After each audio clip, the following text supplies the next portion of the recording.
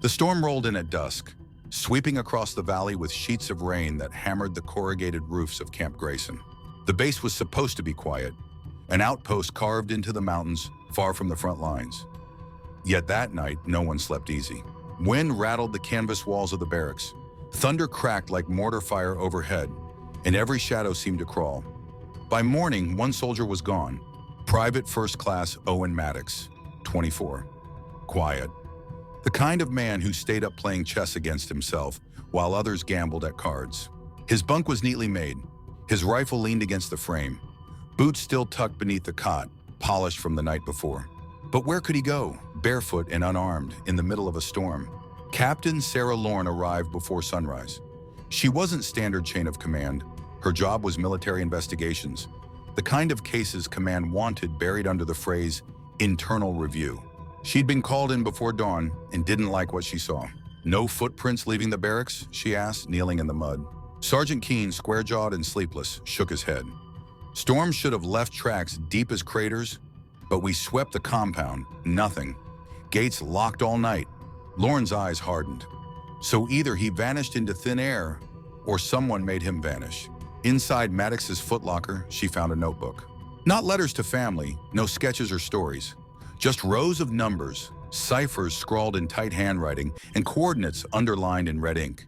The last page stopped her cold. If I don't make it back, check the wire.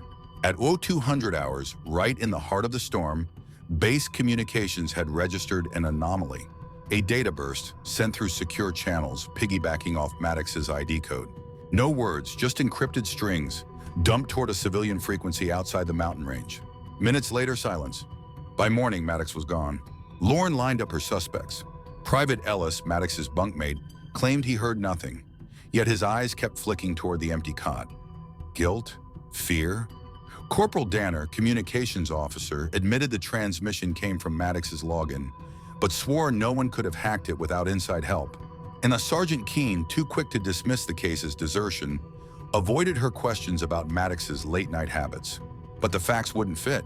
If Maddox had deserted, why leave his boots, his weapon, his gear? If he'd been taken, why no signs of a struggle? That night, Lorne walked the perimeter. Rain still slicked the ground, but the mud told stories. Near the southern fence line, she spotted it, a faint impression, half washed away. Not footprints, but drag marks, as if something heavy had been hauled through, then covered by the storm. Back in her tent, she spread Maddox's notebook across the table. The ciphers formed a pattern. The coordinates matched locations miles beyond the valley, places where supply convoys had vanished in recent weeks, blamed on enemy ambushes.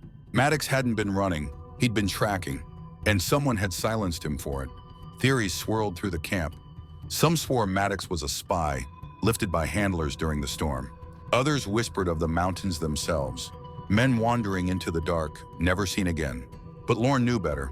He'd left clues, careful as chess moves, pointing towards something he'd uncovered, something someone was desperate to erase. By the time dawn broke again, Maddox's trail was gone. The rain had washed it clean. Command prepared to file him as a deserter, another statistic to be tucked away in reports no one would read. But Lorne couldn't shake the words he left behind. Check the wire. Somewhere out there, a transmission carried his final move.